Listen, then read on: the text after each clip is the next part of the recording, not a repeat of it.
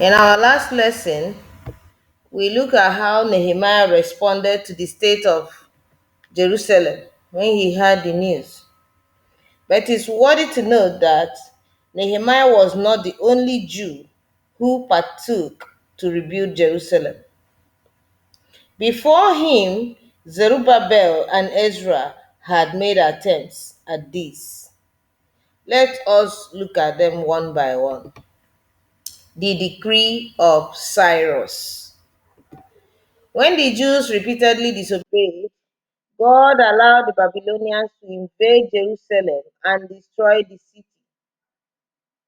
The Babylonians plundered the valuable articles of gold and silver from the temple and then destroyed it. The city buildings and walls were also destroyed and damaged. Most of those who survived the battle were captured and taken into captivity in Babylon. Jerusalem was left in ruins. God spoke through the prophet Jeremiah to let the Jews know they would remain as captives for 70 years before they would be able to return back to Jerusalem. Almost 70 years later, the mighty Babylonian Empire fell to Cyrus, king of Medes and Persia. In the first year of his reign, God prompted King Cyrus to announce that the Jews who wanted to return to their land could do so. Cyrus also declared that God had told him to rebuild the temple in Jerusalem. Those in the regions where the Jews now lived should donate gold, silver, animals, and goods to them along with gifts for the temple. So this order of Cyrus was written in the official record so that everyone would know it was the king's command.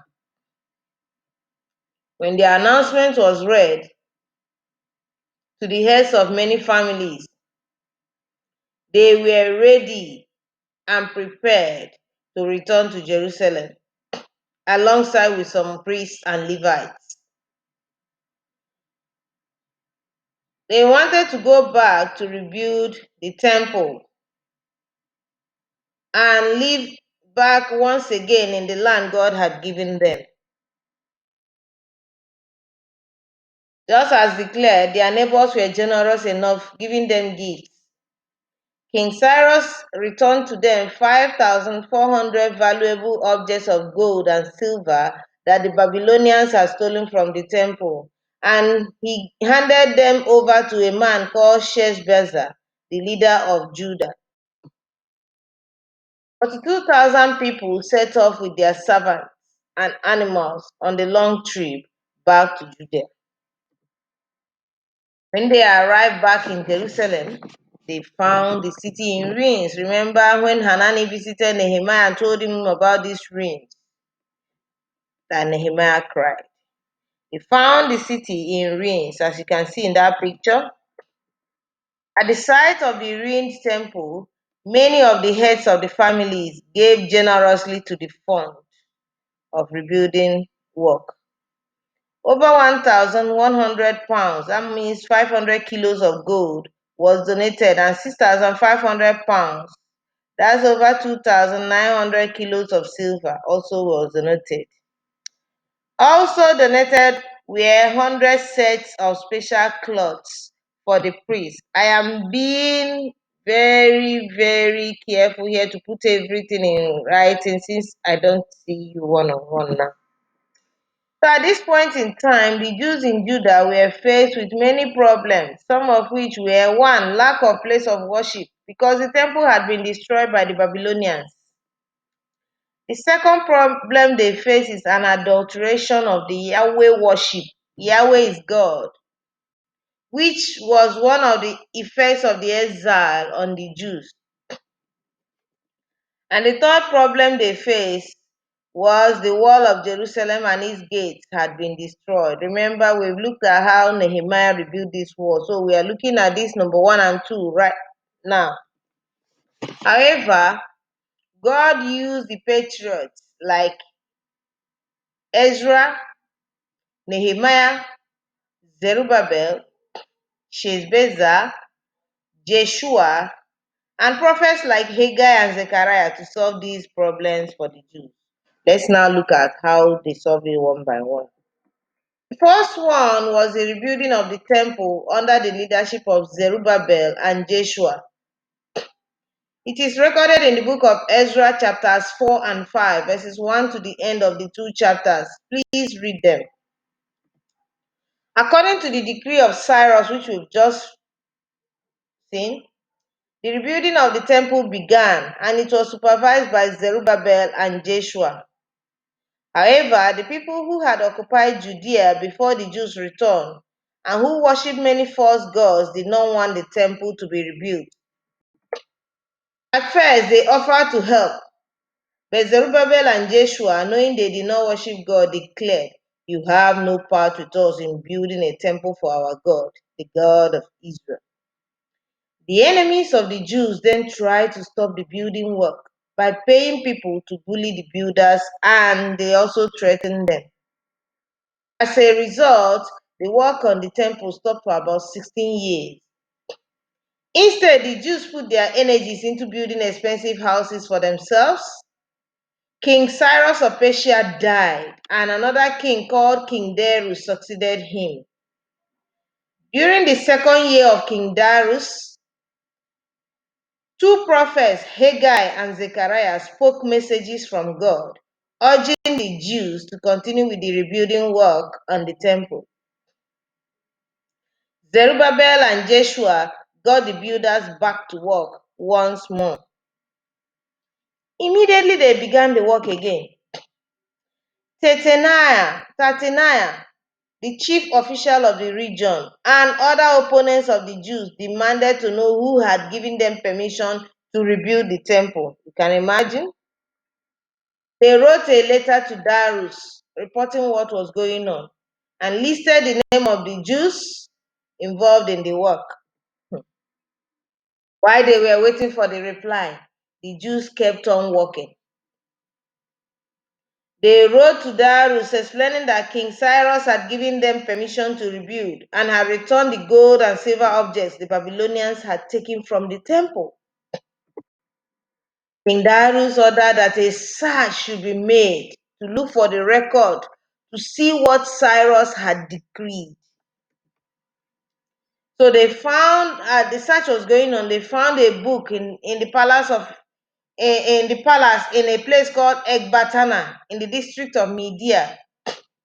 And that record contained the decree of Cyrus, the decree he had given. And he decreed that the Jews had been given permission and detailed the size of the base of the temple that could be built. It ordered that the gold and silver items from the original temple were to be returned.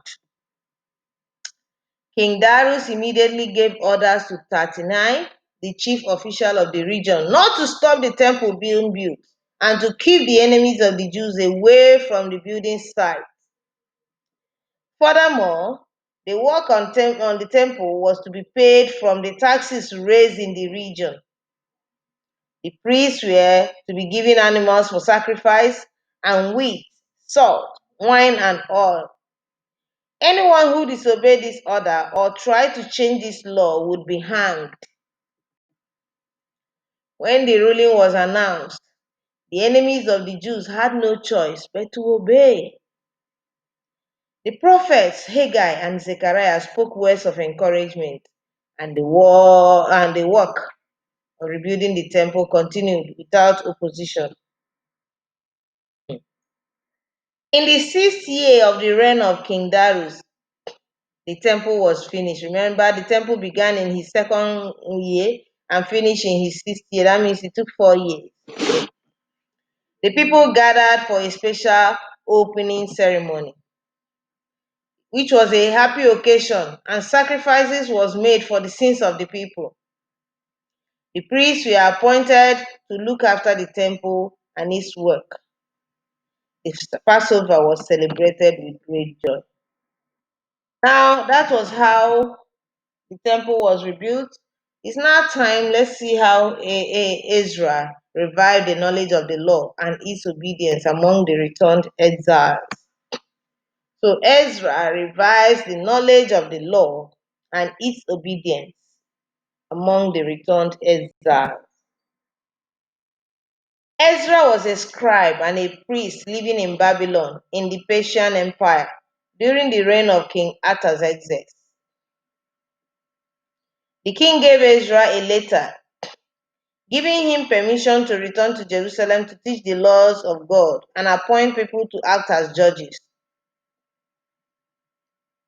The king entrusted him with gold and silver to use for offerings and returned articles for worship taken from the temple in Jerusalem. Sorry. Ezra brought with him scrolls on which were written God's laws. He had devoted his life to teaching people to live as God wanted. So a large group of Jews returning with Ezra gathered by the Ahava Canal.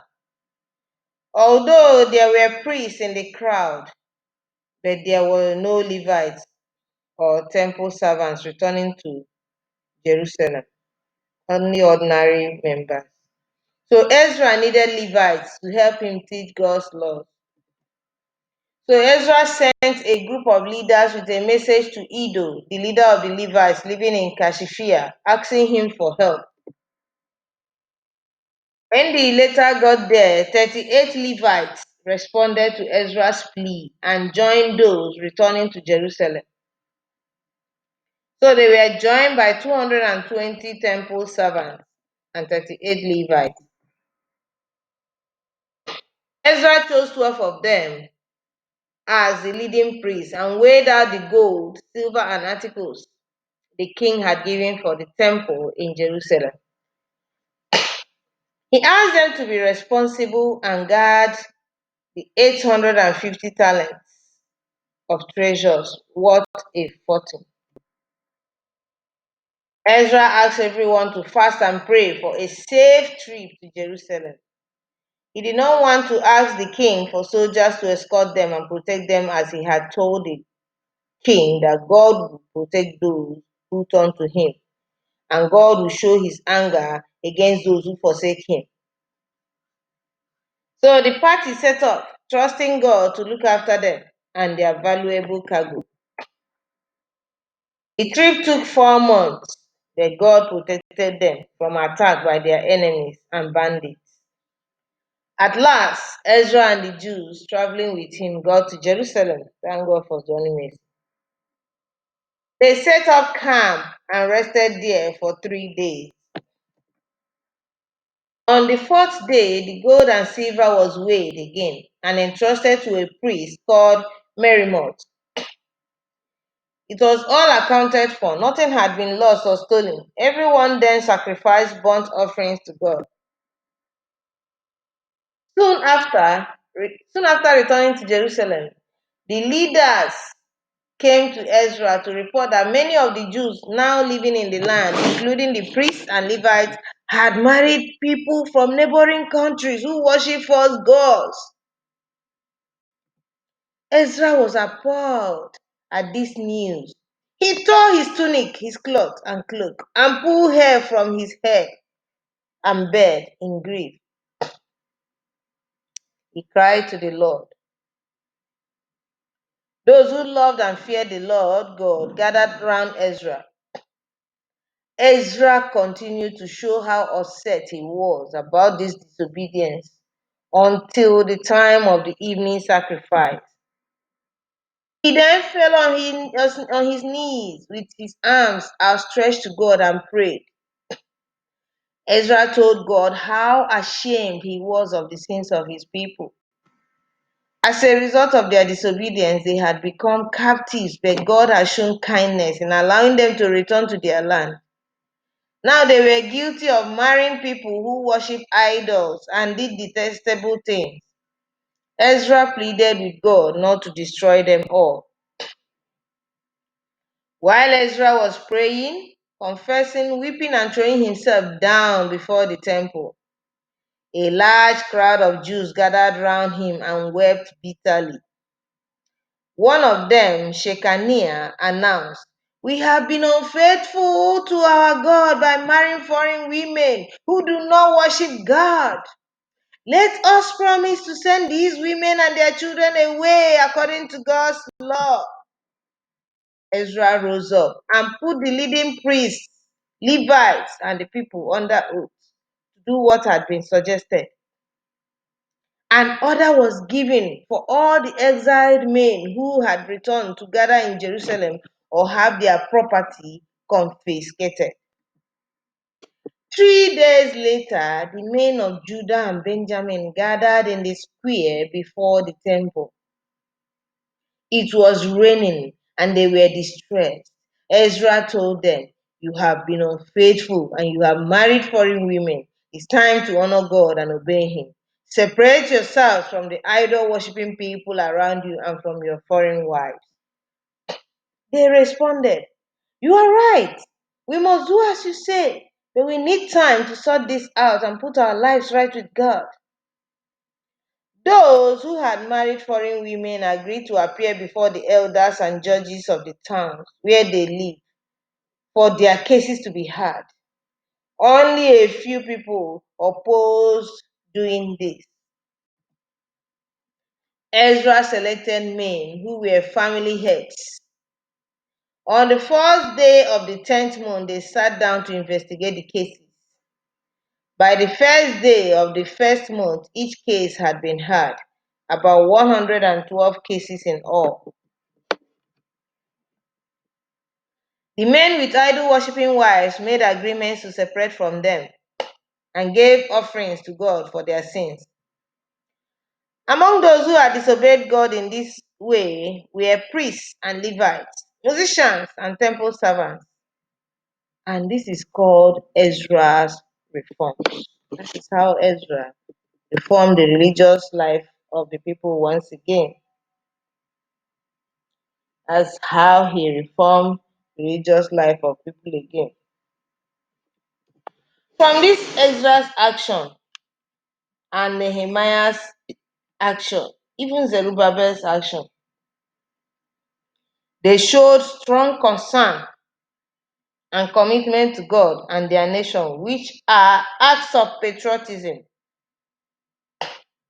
We should emulate such unique love for one's people and cause. We should not forget our responsibilities to others simply because we are in comfortable position. During this COVID-19, a lot of people were in an uncomfortable position. And most of us who were comfortable did not even bother to share anything with them. But if you shared, may God bless